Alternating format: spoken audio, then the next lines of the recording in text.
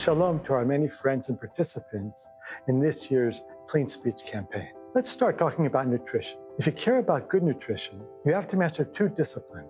One, you must fuel yourself with healthy foods. And two, you must eliminate from your diet those foods that cause harm. Likewise, if you care about kavod, about human dignity and respect, you must commit to two habits. One, speaking with respect. And two, even when you find it hard, refusing to speak with disrespect. This week, we're going to focus on types of speech that detract from someone's kavod, like embarrassing someone, humiliating someone, or God forbid, even disgracing someone. In Jewish tradition, to publicly embarrass someone, it's not a minor thing. On the contrary, it's a really big deal. First, to highlight its seriousness, the sages equate humiliation with murder. They want us to think about what happens when someone is embarrassed, shamed, or humiliated. The person's face turns red because their blood rushes to their face, or they turn white because the blood drains away entirely.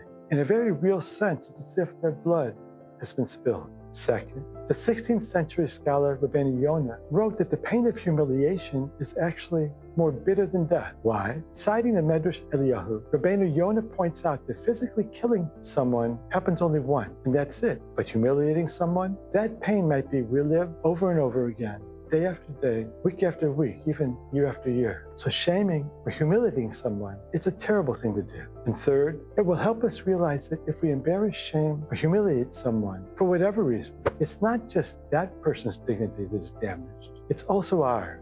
There's a terrible cost to the person who lowers himself or herself to embarrass, shame, or humiliate someone, especially in order to get a laugh, or to get revenge, or to feel blown up and arrogant. The Talmud says someone who does this publicly actually forfeits his or her share in the world to come. So we lose our own dignity in this world, and we lose our share in the world to come. It's a terrible thing to do, something we want to avoid at all costs. But unfortunately, it's so commonplace in our world, in the news and entertainment, social media, and in social gatherings. So what should we do to make a difference? Throughout the remainder of this year's Clean Speech campaign, let's each of us pledge sincerely to avoid causing embarrassment, shame, or humiliation to anyone. It's not always easy. It takes work, it takes commitment to break bad habits. But with a little work, each of us can do our part in helping fill the world with kavod, with human dignity and respect. Let's try this today. Today, make an extra effort to avoid saying anything